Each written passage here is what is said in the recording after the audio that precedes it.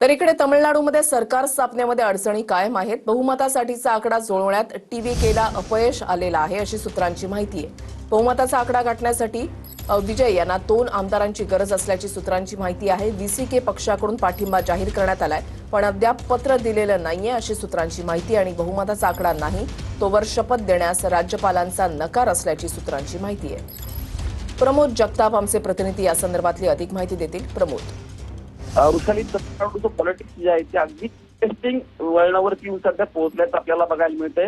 कारण काल टीव्हीके पक्षाचे प्रमुख अभिनेते विजय यांनी राज्यपालांची भेट घेत आपल्याकडे सगळे आमदार आहेत किंवा आपल्याला आमदारांचा आकडा जुळला आहे अशा पद्धतीची पत्र दिलेली होती।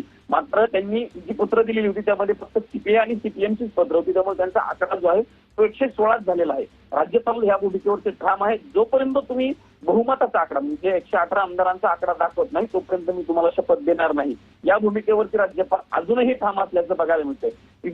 टीव्हीके पक्षाला अपेक्षा होती की तिथला जो छोटा पक्ष आहे व्हीसीके तो त्यांनी पाठिंबा देण्याचं जाहीर केलं होतं। कारण काल त्यांनी ज्यावेळी त्यांच्या पक्षाच्या अंतर्गत बैठक घेतली त्यावेळी बैठकीमध्ये त्यांनी ही भूमिका घेतली वृषाली की सीपीआय आणि सीपीएम पक्ष नेमकं काय भूमिका घेतो त्यानंतर आम्ही तुम्हाला पाठिंबा देऊ।